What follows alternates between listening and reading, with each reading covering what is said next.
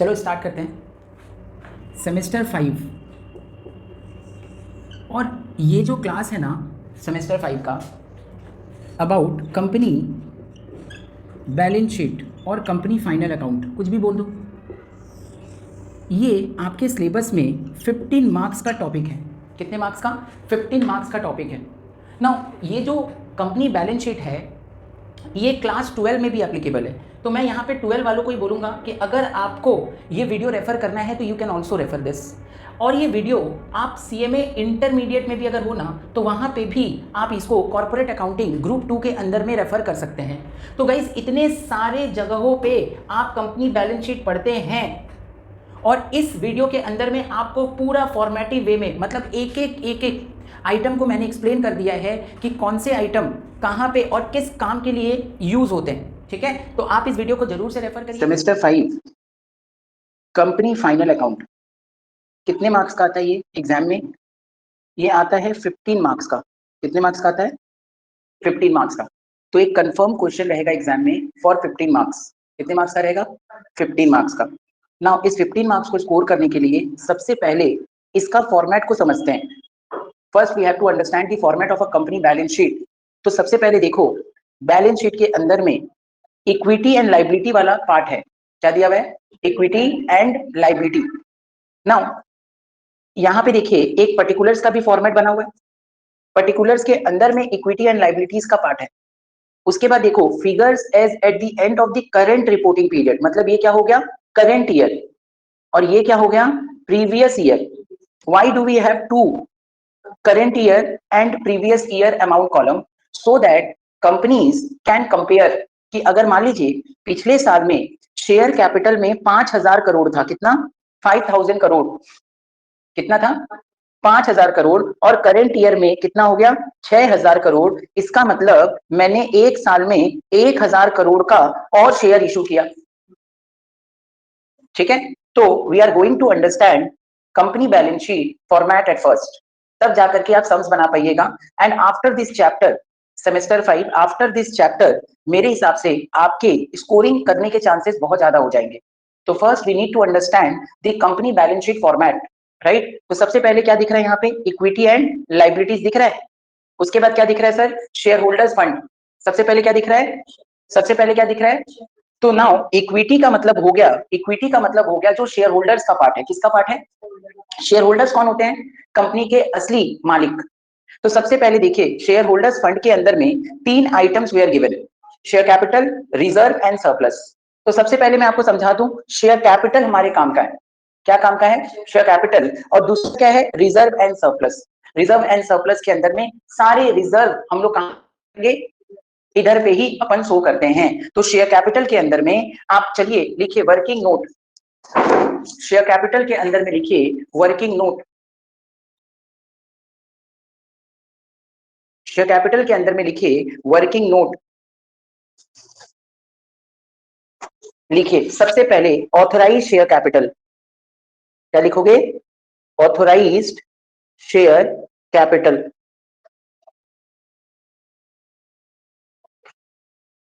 फिर क्या लिखोगे?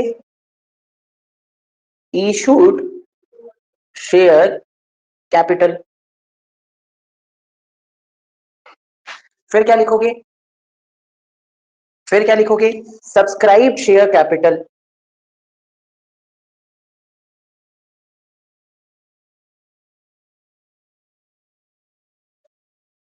फिर क्या लिखोगे सब्सक्राइब के बाद? Called up and paid up share capital.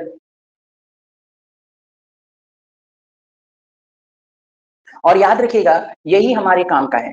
Called up and paid up share capital से आपको लेस कर देना है calls in arrear, calls in arrear, और ऐड कर देना है शेयर फॉर फीचर। अगर कोई शेयर फॉर फीचर का बैलेंसेस है तो उसको अपन क्या करेंगे? ऐड कर देंगे।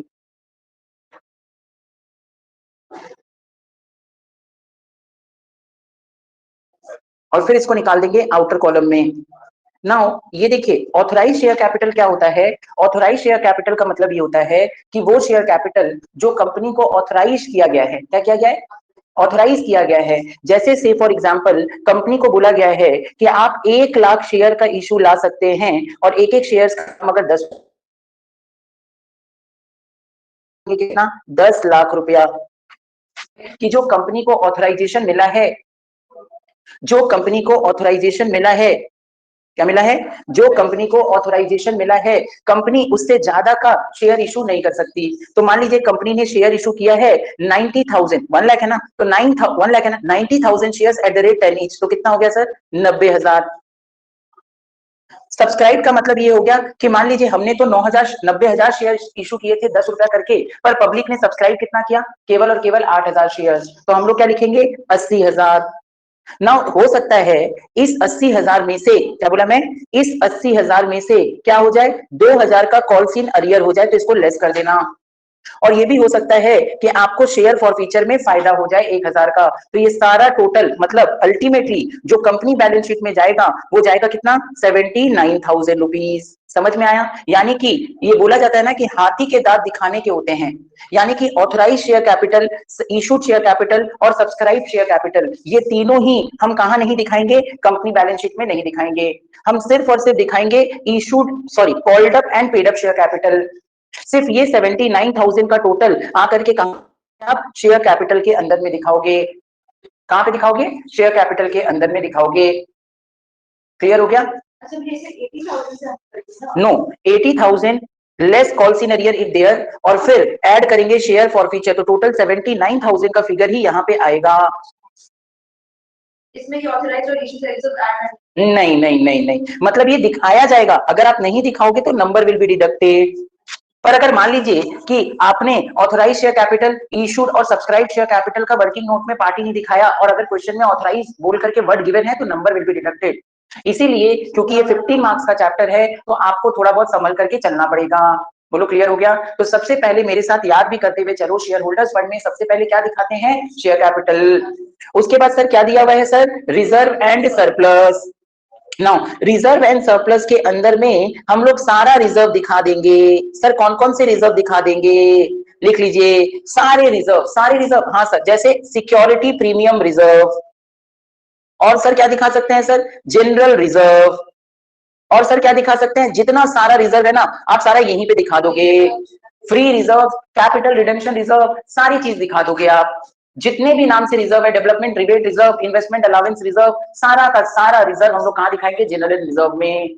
बट एक चीज काम का भी है, मान लीजिए आप प्रॉफिट एंड लॉस अकाउंट बनाएंगे और प्रॉफिट एंड लॉस अकाउंट से क्या आ जाएगा, नेट प्रॉफिट, क्या जाएगा, नेट प्रॉफिट। तो उसको आप कैसे दिखाओगे, आप जनरल रिजर्व के अंदर भी दिखा सकते हो या ऐसे दिखाओगे, लिखो प्रॉफिट एंड लॉस अकाउंट, उसमें दिखाओगे opening balance, cross cross cross. अगर मान लीजिए प्रॉफिट एंड लॉस में ओपनिंग बैलेंस अगर है तो उस ओपनिंग बैलेंस को हम लोग क्रॉस क्रॉस करके दिखाएंगे। ये वर्किंग नोट में ही चल रहा है अभी सारा चीज। फिर इसमें क्या करेंगे सर, इसमें ऐड करेंगे प्रॉफिट ड्यूरिंग द ईयर। क्या ऐड करेंगे sir, profit during the year. समझ में आ रहा है? जो भी प्रॉफिट इस साल हुआ उसको दिखाएंगे, और अगर लॉस आए तो सर क्या करेंगे सर, उस लॉस को भी हम क्या करेंगे सर, यहाँ पे लेस करके दिखाएंगे, क्योंकि दो ही चीज का संभावना है ना, तो करंट ईयर का बैलेंस और ड्यूरिंग द ईयर का बैलेंस। तो लिख लीजिए लॉस ड्यूरिंग द ईयर या प्रॉफिट ड्यूरिंग द ईयर ही लिख लीजिएगा, और अमाउंट कॉलम में नेगेटिव करके दिखा दीजिएगा। बोलो समझ में आया? दो तीन और रिजर्व लिखना चाहो तो लिख लो, डेवलपमेंट रिजर्व, रिबेट रिजर्व, कुछ भी लिख लीजिए चलेगा, रिबेट रिजर्व। सर उसके बाद बताओ, डेवलपमेंट रिबेट रिजर्व के बाद बताओ सर, एक चीज ध्यान रखिएगा, कंपनी के जो भी लॉसेस होते हैं, कौन से losses, profit and loss, debit balance, advertisement suspense, समझ में आ रहा है क्या बोल रहे हैं, discount on issue of debenture return of, preliminary expenses return of, ये सारे के सारे चीज रिजर्व एंड सरप्लस के अंदर में ही दिखाए जाते हैं। तो लिख लीजिए, और कैसे दिखाओगे वो भी मैं आपको दिखा देता हूं। लिखिए प्रॉफिट एंड लॉस का अगर डेबिट बैलेंस है तो उसको लेस करके दिखाएंगे, एडवर्टीजमेंट सस्पेंस है तो उसको क्या करेंगे सर, लेस करके दिखाएंगे। एडवर्टीजमेंट सस्पेंस है sir, profit and loss account का डेबिट बैलेंस है, these all are the losses of company, then it has to be deducted from the amount of general reserve. and the ultimate figure will be in the outer column, and then the ultimate figure will be in the outer column. तो sir एक बात बताऊं, सबसे तगड़ा चीज अगर company balance sheet में है तो वो क्या है? Share capital and reserve and surplus. Sir ये वाला फॉर्मेट हमें याद करके चलना होगा क्या? हाँ, ये वाला फॉर्मेट हमें क्या करना होगा? याद करके चलना होगा। तो सर सबसे पहले बताओ आपने क्या क्या आपने लिख लिया, कॉपी कर लिया? यस कर लिया। तो आइए सबसे पहले देखिए क्या क्या लिखा हुआ है सर शेयर होल्डर्स फंड में। क्या लिखा हुआ है sir? Share capital. Share capital के बाद क्या लिखा है सर? Reserve and surplus. देखो सम ऑफ द टाइम, देखिए ये आपको याद नहीं करना है पर समझ लो, ये आपको याद नहीं करना है पर मैं समझा देता हूं। Money received against share warrant. Some of the time क्या होती है, कंपनी के पास शेयर्स नहीं होता पर कंपनी को कुछ लोगों को शेयर्स देना पड़ता है, पर कंपनी के पास तो शेयर्स है नहीं, और कंपनी के कुछ ऐसे वेलविशर्स हैं या कंपनी के कुछ ऐसे लोग हैं जो कंपनी उनको मना नहीं करना चाहती। तो कंपनी क्या बोलती है कि आप हमें पैसा दे दीजिए, बदले में हम आपको क्या दे देंगे? Share warrant. पर ये शेयर वारंट तो शेयर्स नहीं होता, नहीं। फ्यूचर में कभी भी कंपनी कोई भी नया शेयर लेकर के आएगी तो सबसे पहले मैं आपको शेयर्स दे दूंगा। समझ में आ रहा है? तो अभी आप वारंटी लेकर के चलो, शेयर वारंट है ये, आपके नाम पे क्या है? Shares warrant. अगर आपने पैसा ले रखा है अगेंस्ट शेयर वारंट तो कहां जाएगा? Money received against share warrant में ही जाएगा। बोलो क्लियर हो रहा है या नहीं हो रहा है? नाउ क्या सर ये एग्जाम में आ सकता है? नहीं आ सकता, आप बस पढ़ लीजिएगा, बट काम का क्या है सर? शेयर कैपिटल और रिजर्व एंड सरप्लस। उसके बाद सर नंबर 2 आइटम में क्या है? Share application money pending allotment. आपने एप्लीकेशन में तो पैसा ले लिया, क्योंकि 4 कॉल होते हैं, application money, allotment money, first call money. पहले आप क्या करोगे? एप्लीकेशन मनी, फिर क्या होता है? अलॉटमेंट मनी, फिर क्या होता है सर? First call money. बोलते जाओ, फिर क्या होता है सर? Final call money. पर आपने एप्लीकेशन का तो पैसा उठा लिया पर अभी तक आपने उन्हें अलॉटमेंट नहीं किया। मतलब कुछ ऐसा ही हो गया कि सर आपने पढ़ाने के लिए फीस तो ले लिया पर क्लासेस नहीं दे रहे हैं, तो ये तो मेरे लिए लाइबिलिटी का ही पार्ट हो गया। समझ में आ गया? और कुछ ऐसा हो गया कि मैंने फीस तो ले लिया पर कंफर्मिटी नहीं दिया कि मैं आपको एफआरएम की कोर्स कराऊंगा कि नहीं कराऊंगा। मैंने बोल दिया कि फ्यूचर में अगर मेरा एफआरएम का बैच बनता है तो मैं आपको पढ़ा दूंगा, या मेरा सीएफए का बैच बनता है तो मैं आपको पढ़ा दूंगा। Are you getting my point? फिलहाल मेरे पास उतने बच्चे नहीं है कि मैं 15-20 बच्चों के साथ में क्लासेस कंडक्ट करूं, अभी 8-9 बच्चे ही आए हैं।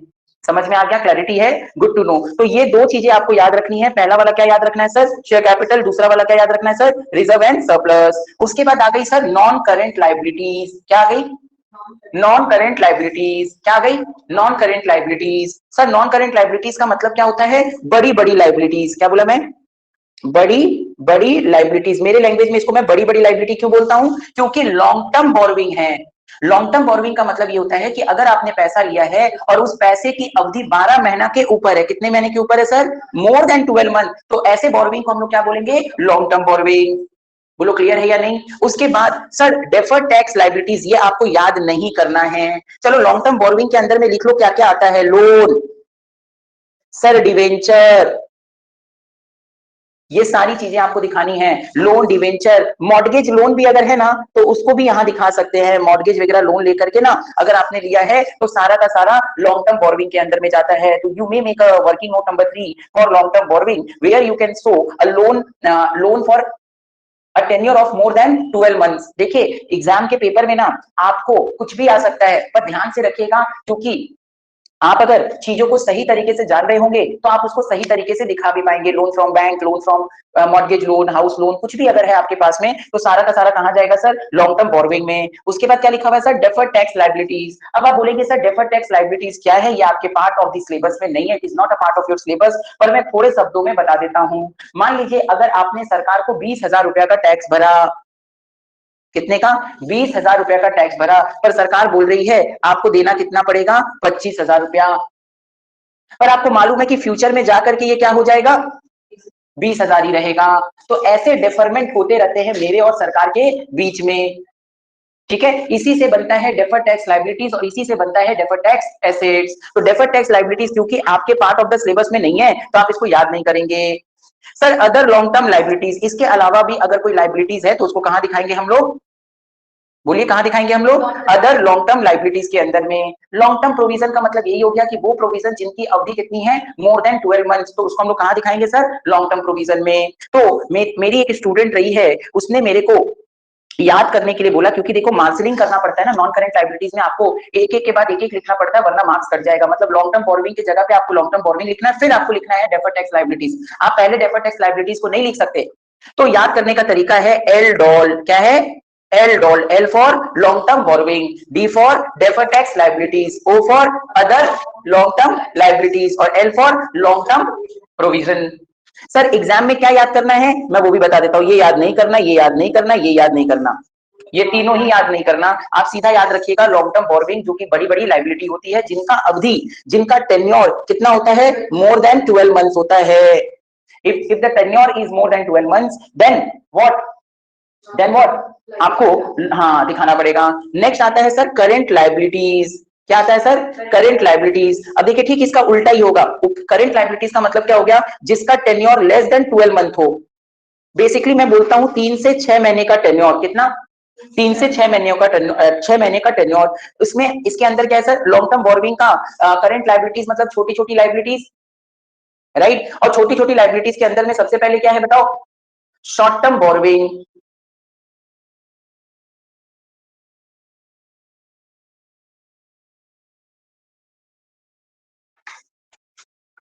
क्या लिखा हुआ है sir short term borrowing. Short term borrowing का मतलब ये हो गया कि सर जिसका borrowing period less than 12 months है। उसके बाद सर क्या लिखा है सर ट्रेड पेबल, तो ट्रेड पेबल का मतलब लिख लीजिए सीधा और सीधा क्रेडिटर से है। ट्रेड पेबल का मतलब लिख लो सीधा सीधा किससे है, क्रेडिटर से है।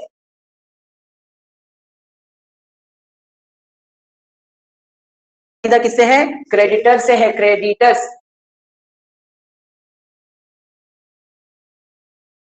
सीधा सीधा क्रेडिटर से है, राइट। उसके बाद सर क्या दिखा हुआ है सर अदर करेंट लाइबिलिटीज, जैसे अदर लॉन्ग टर्म लाइबिलिटीज था ना, वैसे यहाँ पे क्या लिखा है अदर करेंट लाइबिलिटीज। और अदर करेंट लाइबिलिटीज के अंदर में क्या दिखाएंगे सर, लिखिए बिल्स पेबल, क्या दिखाओगे बिल्स पेबल। अगर आपके पास में बिल्स पेबल है तो उसको कहां दिखाइएगा, हाँ लिखिए आउटस्टैंडिंग एक्सपेंसेस, लिखिए प्री रिसीव्ड इनकम, ये सारा आइटम बिल्स पेबल हो गया, आउटस्टैंडिंग एक्सपेंसेस हो गया, सारा कहां दिखाओगे अदर करेंट लायबिलिटीज के अंदर में दिखाओगे। फिर सर क्या आ गया सर शॉर्ट टर्म प्रोविजन, क्या आ गया sir short term provision. Short term provision के अंदर में दिखाओगे आप provision for doubtful debts,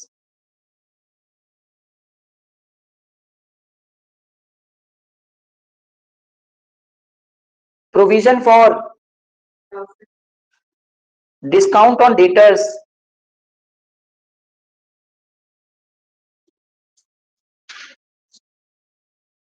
provision for doubtful debts, provision for discount on debtors. मतलब सर यहाँ पे आपको सिर्फ ए वाला आइटम याद नहीं करना, कौन सा वाला आइटम, ए वाला आइटम। उसके बाद आपको एग्जाम में ट्रेड पेबल भी आएगा, उसके बाद आपको एग्जाम में अदर करंट लायबिलिटीज भी आएगा, उसके बाद एग्जाम में आपको शॉर्ट टर्म प्रोविजन भी आएगा। अच्छे से पहले आपको याद कर लेना चाहिए।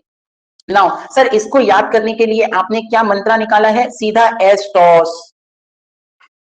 एस्टॉस का मतलब क्या हो गया sir, short term borrowing, trade payable, other current liability, short term provision, समझ में आ गया। और लॉन्ग टर्म बोरोइंग को याद करने के लिए नॉन करंट लायबिलिटीज को याद करने के लिए एल डॉल, राइट। तो ये हो गया सर लायबिलिटीज वाला पार्ट।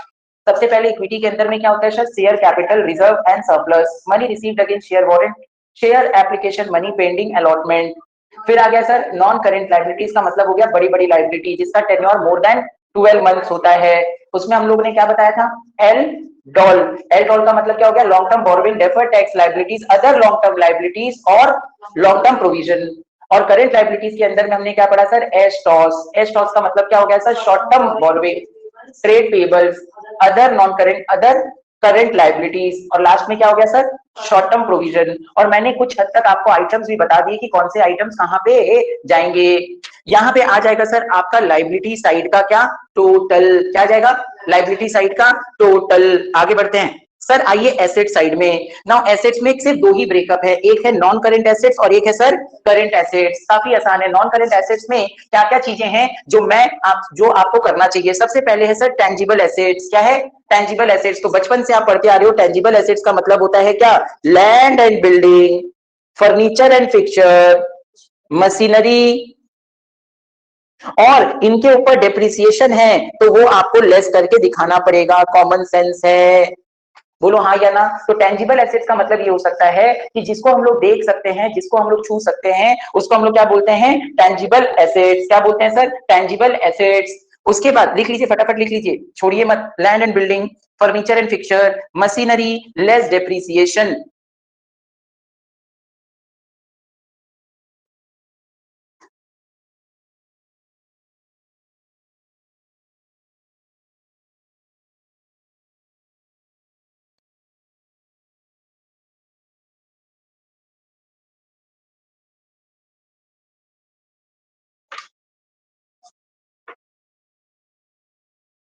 राइट, चलिए अब लिखिए इनटेंजिबल एसेट्स। इनटेंजिबल एसेट्स में क्या आता है sir, patent,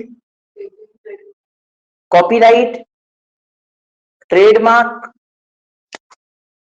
patent, copyright, trademark, goodwill.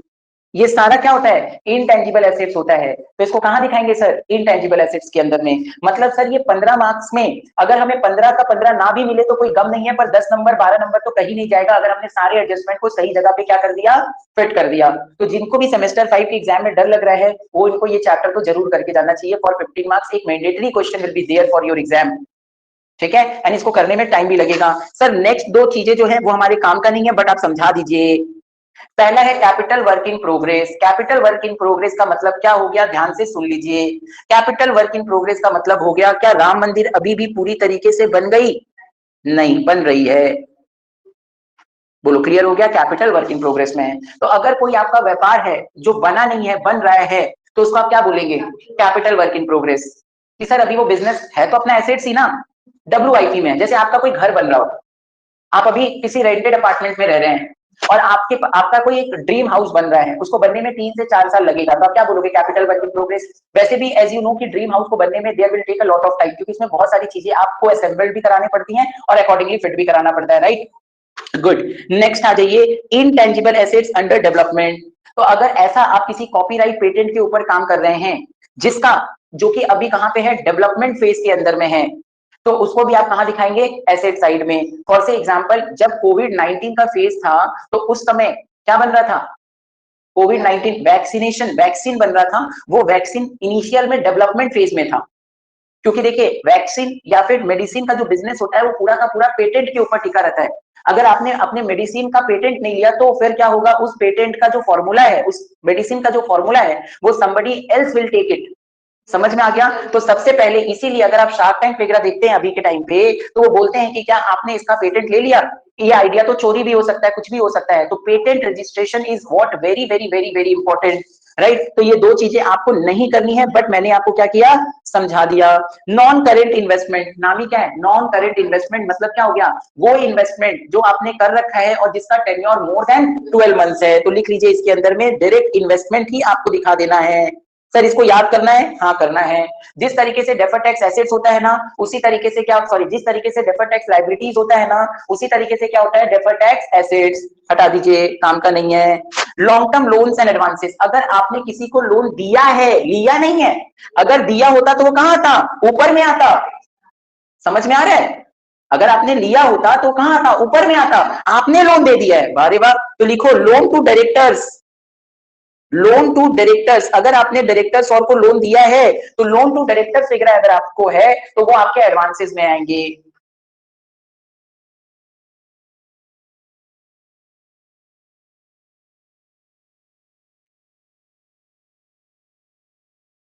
इसके बाद क्या दिया है sir, other non current assets, ये वही है। इसके अलावा अगर कुछ भी बच जाता है तो फिर उसको कहां दिखा देंगे, अदर नॉन करेंट एसेट्स में दिखा देंगे। तो आई गेस आपको नॉन करेंट एसेट्स वाला पार्ट कंप्लीट हो गया है, क्लियर है।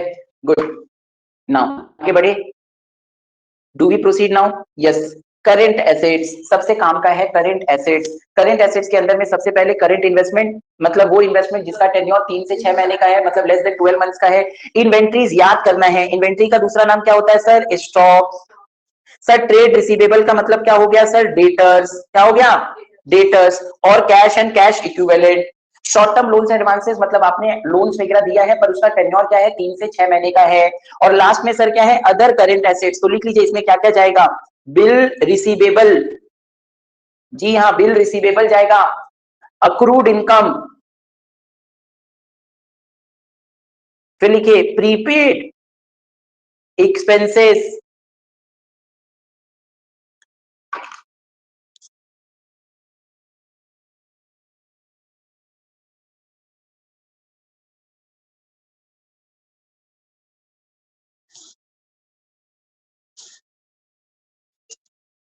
लिखिए bill receivable, accrued income, prepaid expenses. और ये तो आपको पता चल ही गया होगा, कैश एंड कैश इक्विवेलेंट में क्या जाएगा, कैश इन हैंड और कैश एट बैंक, और बैंक ओडी है तो लेस कर दीजिएगा।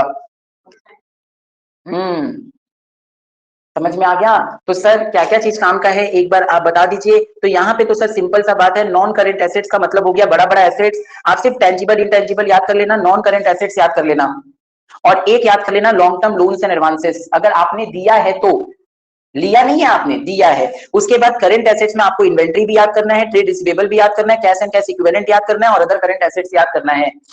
ध्यान से सुन लीजिएगा, ओवरलैप मत कर दीजिएगा। जो जिस नंबर पे है उसी नंबर पे स्टैंड बाई मोड पे होगा।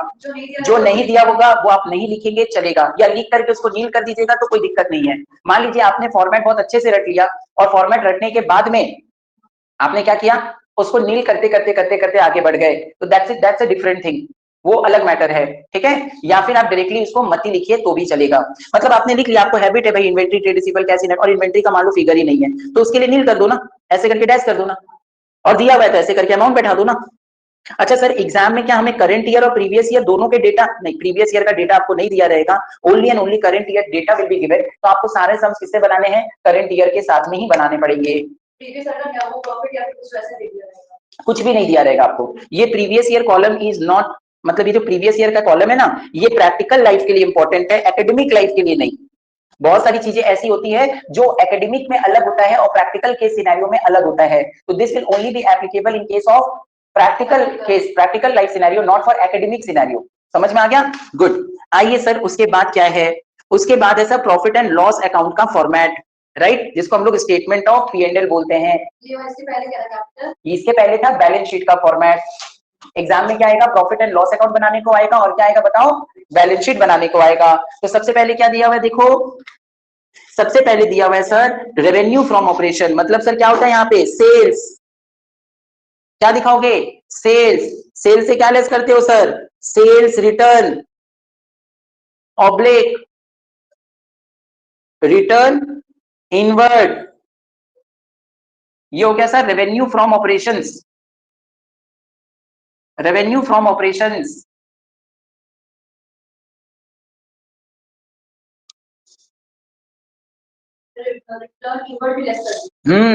अगर सेल्स रिटर्न देख रहा है, क्योंकि हम लोग जब सम्स करेंगे ना, तो सम्स के साथ में धीरे धीरे करके आप जो जो चीजें आएंगी मैं वो आपको बताते रहूंगा। सेल्स से लेस क्या करेंगे sir, sales return oblique return inward. एक मोटा मोटी चीज में ना आपको एक डिस्क्रिप्टिव वे में, एक समराइज वे में, ठीक है, 1 घंटे के अंदर में सारा knowledge of company balance sheet format आपके हो जाएगा। जब आप सम्स देखेंगे ना, तो सम्स के साथ में उस चीजों को रिलेट करते हुए चलेंगे। अदर इनकम में सर सेल्स के अलावा अगर आपकी कोई कमाई है, जैसे सर डिस्काउंट रिसीव्ड, जैसे सर कमीशन रिसीव्ड, ये सारा इनकम कहां चला जाएगा, अदर इनकम में, और फिर हम लोग कर देंगे क्या, टोटल रेवेन्यू। तो sir profit and loss account का फॉर्मेट तो वैसे भी आसान है, इसमें सिर्फ दो ही चीजें दिखानी है, क्या, टोटल इनकम के अंदर में रेवेन्यू फ्रॉम ऑपरेशन और अदर इनकम।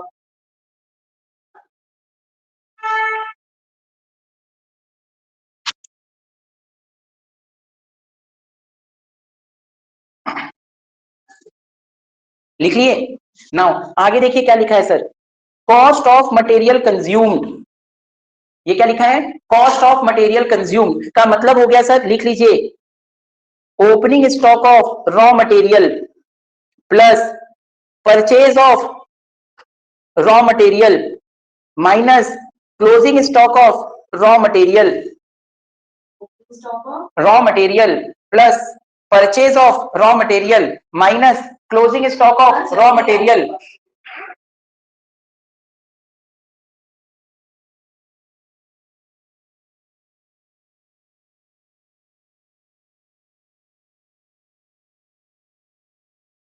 लिखो opening stock of raw material plus purchase of raw material minus closing stock of raw material. उसके बाद सर क्या दिया है sir, purchase of stock in trade. ना ध्यान से सुनिएगा, मैं आपको बहुत अच्छे से एक्सप्लेन कर देता हूं, यहां पे आपको कंफ्यूजन नहीं होना है। एज पर AS2 या इंड AS2 जो भी बोल दीजिए, नंबर तो सेम ही है। ये लोग बोलते हैं जो इन्वेंट्री है, इन्वेंट्री मतलब स्टॉक, कितने तरीके का होता है सर? 3 तरीके का होता है।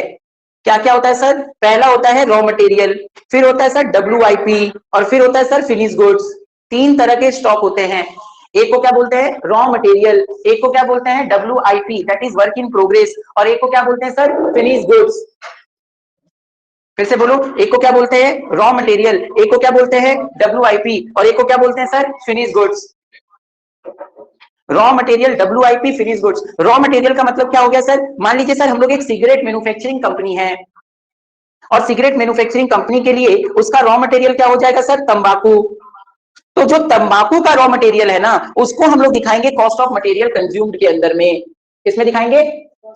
मटेरियल कंज्यूम्ड के अंदर में। उसके बाद सर आता है WIP, मतलब सर WIP का मतलब ये हो गया कि तंबाकू के ऊपर सिगरेट बनाने के लिए हमें एक रोल करना पड़ता है व्हाइट कलर का, वो हो गया क्या? Work in progress. और फिनिश गुड्स का मतलब उसके सारे पैकेजिंग वगैरह क्या हो गए? कंप्लीट हो गए। तो ध्यान से सुनिएगा, अगर रॉ मटेरियल का कॉस्ट ऑफ मटेरियल कंज्यूम निकालना है तो हम लोग निकालेंगे opening stock of raw material plus purchase of raw material less closing stock of raw material.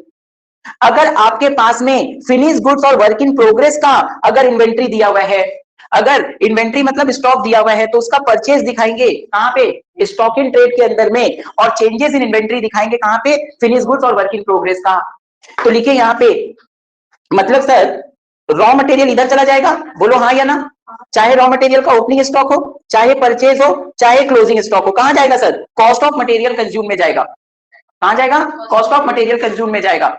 और अगर सर फिनिश गुड्स का work in progress, sorry finish goods या फिर वर्क इन प्रोग्रेस का इन्वेंट्री है, तो वो चला जाएगा, परचेजेस अलग से जाएगा और चेंजेस इन इन्वेंट्री अलग से जाएगा। तो लिखो चेंजेस इन इन्वेंट्री का मतलब opening stock less closing stock. ये दोनों आप दिखाएंगे इस तरीके से। अगर ये नेगेटिव भी आएगा तो आपको नेगेटिव ही दिखाना है। तो लिख लीजिए cost of material consume, purchase of stock in trade, changes in inventories of finish goods, work in progress and stock in trade. ठीक है, नाउ आगे बढ़ते हैं। अच्छा लिख लो, फटाफट लिख लो। कॉस्ट ऑफ मटेरियल कंज्यूम में दिखाना है आपको opening stock of raw material add purchase less closing stock of raw material. Purchase of stock in trade में आपको कुछ नहीं दिखाना, और changes in inventories of finish goods में दिखाओगे आप opening stock less closing stock, opening stock less closing stock.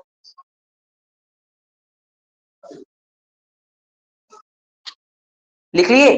चलिए लिखिए इंप्लॉय बेनिफिट एक्सपेंसेस।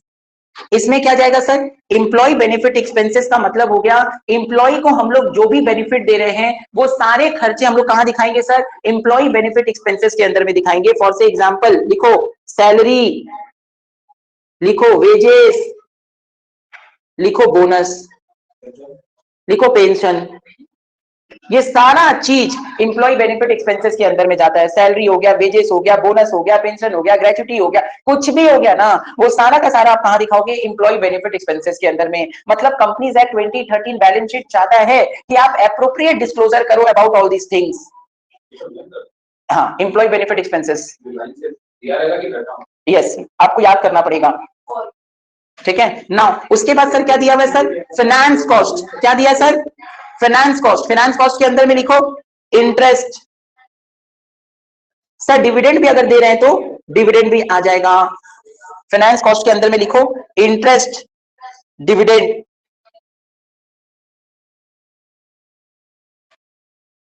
उसके बाद लिखिए sir depreciation and amortisation expenses. Depreciation का मतलब क्या होता है आपको पता है? अगर फिक्स्ड एसेट्स के अंदर में किसी भी तरह का डेप्रिसिएशन अगर आपने दे रखा है तो वो सारा डेप्रिसिएशन कहां जाएगा sir? Profit and loss account में। और उसका एक अलग हेड बनाया गया कंपनीज एक्ट 2013 के शेड्यूल के अंदर में। और अमोर्टाइजेशन किसके अंदर होता है सर? इनटेंजिबल एसेट्स के ऊपर होता है, राइट। अदर एक्सपेंसेस, इसके अलावा कोई भी खर्चे हैं वो सारा का सारा खर्चा कहां चला जाएगा? अदर एक्सपेंसेस में। क्या क्या सर? रेंट, लिख लीजिए रेंट, इलेक्ट्रिसिटी, पोस्टेज, कुछ भी, टेलीग्राम, बैड डेप्ट, ये जितने सारे के सारे एक्सपेंसेस है ना, all expenses, all other expenses such as rent, electricity, postage, telegram, जो खर्चे को आप एलोकेट नहीं कर पा रहे हैं, the expenses which are not be able to allocate under any had to be given, तो उसको कहां दिखाना है अपने को, अदर एक्सपेंसेस के अंदर में दिखा देना है। तो सर ऐसा करने से क्या आ जाएगा सर, टोटल एक्सपेंसेस, क्या आ जाएगा, टोटल एक्सपेंसेस। तो सर अगर हम लोग टोटल रेवेन्यू से, क्या बोला मैं, टोटल रेवेन्यू से टोटल एक्सपेंसेस लेस कर देंगे तो क्या आएगा sir, profit before exceptional and extra ordinary item and tax. मतलब ये हो गया, इन शॉर्ट अगर बोलूं तो ये है सर प्रॉफिट बिफोर टैक्स। पर प्रॉफिट बिफोर टैक्स के पहले आपको दो और आइटम भी हो सकते हैं, वो है सर एक्सेप्शनल और एक्स्ट्रा ऑर्डिनरी आइटम। वो क्या हो सकता है, लिख लीजिए, एक्सेप्शनल आइटम का एग्जांपल या एक्स्ट्रा ऑर्डिनरी आइटम का एग्जांपल, जैसे आपको हो गया लॉटरी इनकम, क्या हो गया, लॉटरी इनकम, या फिर हो गया sir loss by fire, loss by fire, ठीक है, सारे के सारे लिख लीजिए। तो सर क्या आ जाएगा सर, ये दोनों लेस करने के बाद आ जाएगा सर प्रॉफिट बिफोर टैक्स, क्या आ जाएगा सर, प्रॉफिट बिफोर टैक्स।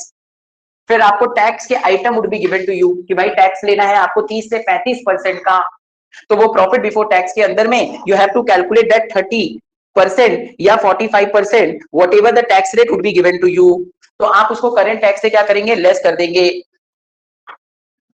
तो this is what the basic structure. उसके बाद सर आपको बेसिक और डाइल्यूटेड ईपीएस निकालने की जरूरत नहीं है। डाइल्यूटेड ईपीएस और basic EPS is not a semester 5 और class 12 kind of a topic. ये आपको बड़े लेवल पे निकालना पड़ता है, लाइक फाइनल लेवल पे, अगर इंटरमीडिएट लेवल पे आप पढ़ रहे हैं, वहां पे अगर कंपनी बैलेंस शीट निकालने के लिए दी हुई है तो फिर वहां पे आपको ईपीएस वगैरह निकालने के लिए दिया जा सकता है।